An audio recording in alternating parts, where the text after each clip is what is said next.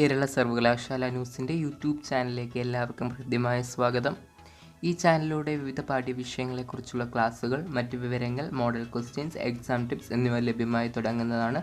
നിങ്ങളുടെ പ്രോത്സാഹനം ഞങ്ങൾ ഒപ്പം പ്രതീക്ഷിക്കുന്നു. അപ്പോൾ നമ്മൾ എക്കണോമിക്സിൻ്റെ മൂന്നാമത്തെ ക്ലാസ്സാണല്ലേ ഇപ്പോൾ എടുക്കുന്നത്. അപ്പോൾ നമ്മൾ ഫസ്റ്റ് ക്ലാസ്സിൽ definition and emergence of economics ആണ് ഡിസ്കസ് ചെയ്തത്. സെക്കൻഡ് ക്ലാസ്സിൽ നമ്മൾ സബ്ജക്റ്റ് മാറ്റർ ഓഫ് എക്കണോമിക്സും എക്കണോമിക്സിൻ്റെ ക്ലാസിഫിക്കേഷൻസുമാണ് നമ്മൾ ഡിഫൈൻ ചെയ്തത്. ഇനി നമ്മൾ നോക്കാൻ പോകുന്നത് central problem of an economy എന്ന് പറയുന്ന ടോപ്പിക്കാണ്. ഓക്കെ, നമുക്ക് ഇന്നത്തെ വീഡിയോയിലോട്ട് കിടക്കാം. Central problems of an economy. നമ്മൾ കഴിഞ്ഞ ക്ലാസ്സിൽ പഠിച്ച് എന്തൊക്കെയാണ് ബേസിക് ആയിട്ടുള്ള എക്കണോമിക് ആക്ടിവിറ്റീസ് എന്നുള്ളത് അല്ലേ.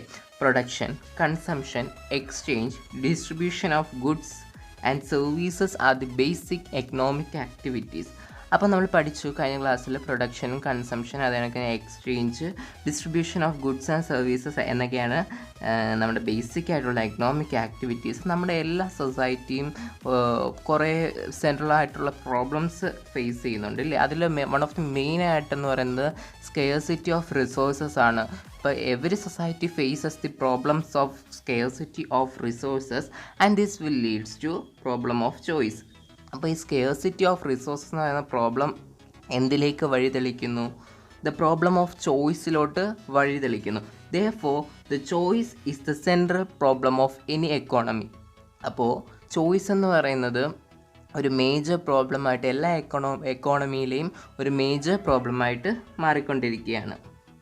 നമ്മൾ പറഞ്ഞത് production, consumption, exchange, distribution of goods and services ആണ് ബേസിക് എക്കണോമിക് ആക്ടിവിറ്റീസ് എന്ന് പറഞ്ഞ് every society economic problem face ചെയ്യുന്നുണ്ട്. സ്കേഴ്സിറ്റി ഓഫ് റിസോഴ്സസ് എന്തിലോട്ട് വഴിതെളിക്കുന്നു? ചോയ്സിലോട്ട് വഴിതെളിക്കുന്നു. അപ്പോൾ ചോയ്സ് എന്ന് പറയുന്നത് ഒരു മേജർ പ്രോബ്ലമായിട്ട് എക്കോണമിയിൽ മാറുന്നുണ്ട്. ഇനി നമ്മൾ നോക്കാൻ പോകുന്നത് there are 4 main reasons for economic problems in an economy. ഒരു 4 മെയിൻ റീസൺസ് പറയുന്നുണ്ട് എക്കണോമിക് പ്രോബ്ലംസിന് കാരണമായ 4 റീസൺസ്. അതെന്തൊക്കെയാണെന്ന് നമുക്ക് നോക്കാം. നമുക്കറിയാവുന്ന തന്നെ നമുക്ക് അത് നോക്കാം. Human wants are unlimited. നമ്മൾ കഴിഞ്ഞ ക്ലാസ്സിൽ ഡിസ്കസ് ചെയ്ത് തന്നെ നമ്മുടെ ഹ്യൂമൻ വാണ്ട്സ് ആർ അൺലിമിറ്റഡ് ആണ്. ബട്ട് നമ്മുടെ റിസോഴ്സസ് എന്താണ്? Resources are limited. Resources have alternative. നമ്മുടെ റിസോഴ്സസ് എന്താണ്? ഓൾട്ടർനേറ്റീവായിട്ട് യൂസ് ചെയ്യുന്നുണ്ട്. Resources have different priorities. അപ്പോൾ ഈ 4 റീസൺസ്, ദർ ആർ 4 റീസൺസ് ആണ് എക്കണോമിക് പ്രോബ്ലംസ് ഇൻ ആൻ എക്കോണമിക്ക് വഴിതെളിക്കുന്നത്. 4 main reasons of economic problems in an economy എന്ന് വെച്ചാൽ നമുക്ക് പറയാൻ പറ്റുന്ന 4 റീസൺസ് എന്തൊക്കെയാണ്? Human wants are unlimited, resources are limited, resources have alternative uses and resources have different priorities. ഇപ്പോൾ നമുക്ക് പറയാൻ കഴിയും എന്താ, നമ്മുടെ റിസോഴ്സസ് അൺലിമിറ്റഡ് ആണ്. If there were unlimited resources in an economy to satisfy the unlimited wants they would have no economy central problem in an economy അല്ലേ. നമ്മുടെ resources unlimited ആണ്. അത് കണക്ക് തന്നെ ആ അൺലിമിറ്റഡായ റിസോഴ്സസ് നമ്മുടെ അൺലിമിറ്റഡായ ഹ്യൂമൻ വാണ്ട്സിനെ സാറ്റിസ്ഫൈ ചെയ്യുകയാണെങ്കിൽ അവിടെ ഒരു എക്കോണമിക്ക് ഒരു പ്രോബ്ലവും സംഭവിക്കത്തില്ല. ബിക്കോസ് അൺലിമിറ്റഡ് റിസോഴ്സസ് ആണ് അവിടെ ഉള്ളത്. ആ എക്കോണമിയിൽ അൺലിമിറ്റഡ് റിസോഴ്സസ് ആണ്. ആ അൺലിമിറ്റഡ് റിസോഴ്സ് നമ്മുടെ ഹ്യൂമൻ അൺലിമിറ്റഡ് വാണ്ട്സിനെ സാറ്റിസ്ഫൈ ചെയ്ത് കഴിഞ്ഞാൽ അവിടെ എക്കോണമിയിൽ യാതൊരു സെൻട്രൽ പ്രോബ്ലംസും ഉണ്ടാവത്തില്ല. ഒന്നുകൂടെ പറയാം, നമ്മുടെ എക്കോണമിയിൽ അൺലിമിറ്റഡ് റിസോഴ്സസ് ആണെങ്കിൽ ആ അൺലിമിറ്റഡ് റിസോഴ്സ് നമ്മുടെ അൺലിമിറ്റഡ് വാണ്ട്സിനെ സാറ്റിസ്ഫൈ ചെയ്യുകയാണെങ്കിൽ നമ്മുടെ എക്കോണമിയിൽ യാതൊരു പ്രോബ്ലവും ഉണ്ടാകത്തില്ലെന്നാണ് പറയുന്നത്. ഇനി നമുക്ക് നോക്കാം എന്തൊക്കെയാണ് സെൻട്രൽ പ്രോബ്ലംസ് എന്ന് നോക്കാം. Central problems of an economy: what to produce in what quantity, how to produce, from whom to produce. Central problems എന്തൊക്കെയാണ്? What to produce in what quantity, how to produce and from whom to produce. First നമുക്ക് നോക്കാം what to produce and in what quantity. അപ്പോൾ നമുക്കറിയാം സൊസൈറ്റിയിൽ thousands of wants ഉണ്ട് ഇല്ലേ. Every society wants ആ thousands of goods and service. എല്ലാ സൊസൈറ്റിയും want ചെയ്യുന്ന എന്താണ്? Thousands of goods and services produce ചെയ്യുക എന്നാണ്. അപ്പം നമുക്കറിയാം നമ്മുടെ റിസോഴ്സസ് എല്ലാം സ്കെയേഴ്സ് ആണ് അല്ലേ, ബട്ട് നമ്മുടെ ഹ്യൂമൻ വാണ്ട്സ് ആർ അൺലിമിറ്റഡ് ആണ്. പിന്നെ നമ്മുടെ റിസോഴ്സസ് എല്ലാം എന്താണ്, സ്കെയേഴ്സ് ആണ്. അപ്പോൾ നമുക്ക് ഇത്രയും ഗുഡ്സ് ആൻഡ് സർവീസസ് പ്രൊഡ്യൂസ് ചെയ്യാൻ പറ്റത്തില്ല. Every society wants thousands of goods and services. എല്ലാ സൊസൈറ്റിയുടെയും വാണ്ട്സ് എന്ന് പറയുന്നത് thousands of goods and services produce ചെയ്യുക എന്നാണ്. പക്ഷേ നമ്മുടെ റിസോഴ്സസ് എന്താണ്, ലിമിറ്റഡ് ആണ്. ബട്ട് നമ്മുടെ ഹ്യൂമൻ വാണ്ട്സ് എന്താണ്, അൺലിമിറ്റഡ് ആണ്. അപ്പോൾ റിസോഴ്സസ് സ്കെയർസ് ആയതുകൊണ്ട് നമുക്ക് thousands of goods and services produce ചെയ്യാൻ പറ്റത്തില്ല. Therefore it has to be decide what type of goods should be produced. അപ്പോൾ ഈ സാഹചര്യത്തിൽ നമ്മൾ തീരുമാനിക്കണം എന്ത് തരത്തിലുള്ള ഗുഡ്സ് ആണ് നമ്മൾ പ്രൊഡ്യൂസ് ചെയ്യേണ്ടത്. And it has to also optimise that or also decide that what to produce in what quantity. നമ്മൾ എന്താണ് പ്രൊഡ്യൂസ് ചെയ്യേണ്ടത്, അതിനോടൊപ്പം നമ്മൾ അത് എത്ര ക്വാണ്ടിറ്റിയും കൂടെ പ്രൊഡ്യൂസ് ചെയ്യണം എന്ന് തീരുമാനിക്കണം. അപ്പോൾ അതാണ് വാട്ട് ടു പ്രൊഡ്യൂസിൽ പറയുന്നത്. അപ്പോൾ നമ്മുടെ ഒന്നുകൂടെ പറയാം, every society has thousands of wants, thousands of goods and services, but resources are limited, so these thousands of goods and services are not produced. So in this situation we have to decide what type of goods should be produced. നമ്മൾ ഈ ഒരു സിറ്റുവേഷനിൽ നമ്മൾ തീരുമാനിക്കണം ഏത് good എത്ര ക്വാണ്ടിറ്റിയിൽ നമ്മൾ പ്രൊഡ്യൂസ് ചെയ്യണമെന്ന് തീരുമാനിക്കണം. ഫോർ എക്സാമ്പിൾ റൈസിൻ്റെ കാര്യം തന്നെ എടുക്കാം. ടു പ്രൊഡ്യൂസ് റൈസ്, ഇപ്പം നമ്മൾ ഇങ്ങനെ ഒരു സിറ്റുവേഷനിൽ റൈസ് പ്രൊഡ്യൂസ് ചെയ്യാൻ തീരുമാനിച്ചു. ആ റൈസ് പ്രൊഡ്യൂസ് ചെയ്യാൻ തീരുമാനിച്ചപ്പോൾ how many tons of rice are to be produced in an economy. എത്ര ടൺ റൈസ് നമ്മുടെ എക്കോണമിയിൽ പ്രൊഡ്യൂസ് ചെയ്യണമെന്ന് കൂടി നമ്മൾ തീരുമാനിക്കണം. ഇതാണ് വാട്ട് ടു പ്രൊഡ്യൂസിൽ പറയുന്നത്. നമുക്ക് അടുത്ത ഇതിലോട്ട് പോവാം, അതായത് ഹൗ ടു പ്രൊഡ്യൂസ്. അപ്പോൾ നമ്മൾ സെൻട്രൽ പ്രോബ്ലംസ് ഓഫ് എക്കോണമിയിൽ അടുത്ത് പറയുന്നത് ഹൗ ടു പ്രൊഡ്യൂസ് ആണ്.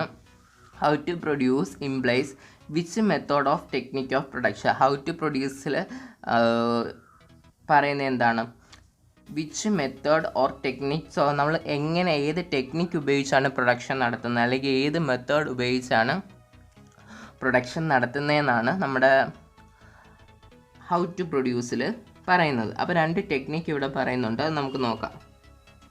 Labour intensive technique of production and capital intensive of technique of production. Labour intensive of technique of production നമുക്ക് നോക്കാം.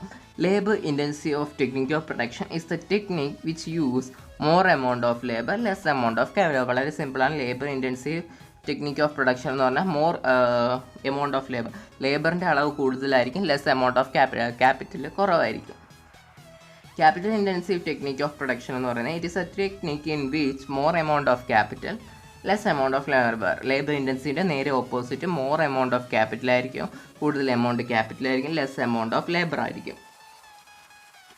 ഇതാണ് രണ്ട് ടെക്നിക്ക് എന്ന് പറയുന്നത്, labour intensive technique and capital intensive technique. പിന്നെ ഒരു പോയിന്റ് എന്ന് പറയുന്നത് it is beneficial to choose less expensive technique of production. ഇതിൽ ഏതാണ് ലെസ് എക്സ്പെൻസീവ് എന്ന് പറയുന്നത്, ലെസ് എക്സ്പെൻസീവ് ടെക്നിക്ക് എന്ന് പറയുന്നത് അതായിരിക്കും ഏറ്റവും കൂടുതൽ ബെനിഫിഷ്യൽ എന്ന് പറയുന്നത്. രണ്ട് ടെക്നിക്കുണ്ട്, ലേബർ ഇൻറ്റൻസീവ് ഉണ്ട്, ക്യാപിറ്റൽ ഇൻറ്റൻസീവ്. ഇതിൽ രണ്ടിൽ ഏതാണോ ലെസ് എക്സ്പെൻസീവ് അതായിരിക്കും കൂടുതൽ ബെനിഫിഷ്യൽ. ഇനി നമ്മൾക്ക് പോകുന്നത് അടുത്ത സെൻട്രൽ പ്രോബ്ലംസ് ഓഫ് എക്കോണമിയിലെ അടുത്ത point, from whom to produce. അപ്പോൾ നമുക്കറിയാം ഫ്രം ഹൂം ടു പ്രൊഡ്യൂസ് എന്ന് വെച്ചാൽ ഫങ്ഷണൽ ഡിസ്ട്രിബ്യൂഷൻ ഓഫ് ഔട്ട്പുട്ട്. നമ്മൾ കഴിഞ്ഞ ക്ലാസ്സിൽ സബ്ജക്ട് മാറ്റർ ഓഫ് എക്കണോമിക്സ് പറഞ്ഞപ്പോഴും നമ്മൾ ഈ കാര്യം ഒന്ന് ഡിസ്കസ് ചെയ്താണ് ചെറുതായിട്ട്. From whom to produce means the functional distribution of output. അപ്പോൾ നമ്മൾ കഴിഞ്ഞ ക്ലാസ്സിൽ ഡിസ്ട്രിബ്യൂഷൻ എന്താണെന്നൊക്കെ നമ്മൾ കഴിഞ്ഞ വീഡിയോയിൽ നമ്മൾ പറഞ്ഞായിരുന്നു അല്ലേ.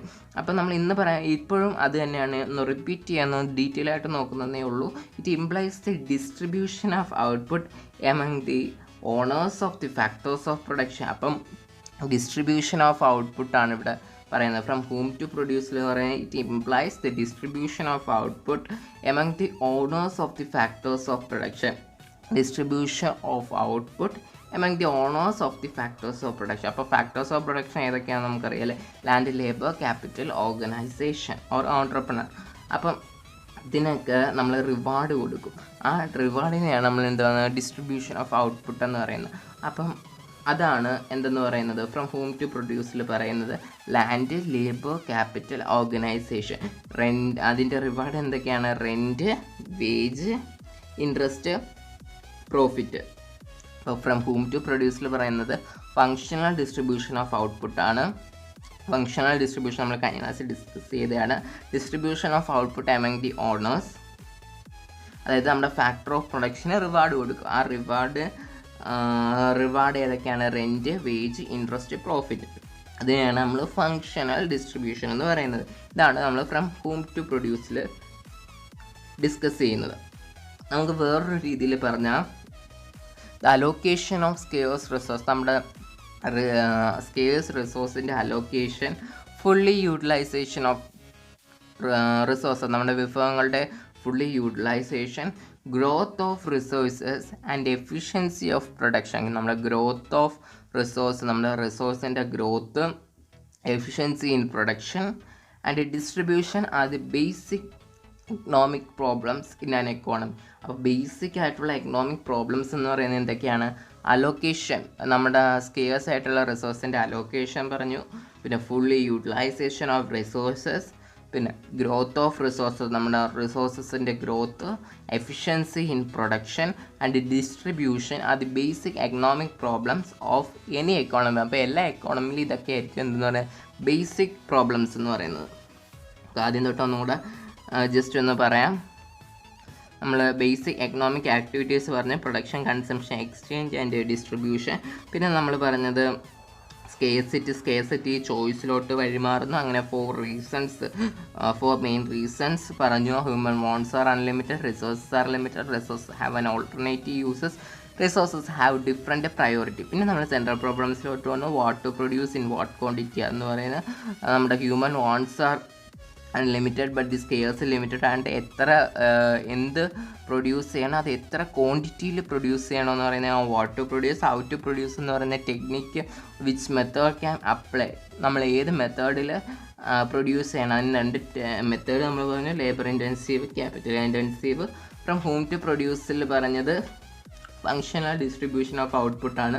ഫങ്ഷണൽ ഡിസ്ട്രിബ്യൂഷൻ എന്ന് പറയുന്നത് നമുക്ക് ഓണർക്ക് കൊടുക്കുന്ന റിവാർഡ്, അതായത് land, labour, capital, organisation, rent, wage, interest, profit എന്നീ നമ്മൾ റിവാർഡ് കൊടുക്കുക. അതിനെയാണ് നമ്മൾ ഫങ്ഷണൽ ഡിസ്ട്രിബ്യൂഷൻ എന്ന് പറയുന്നത്.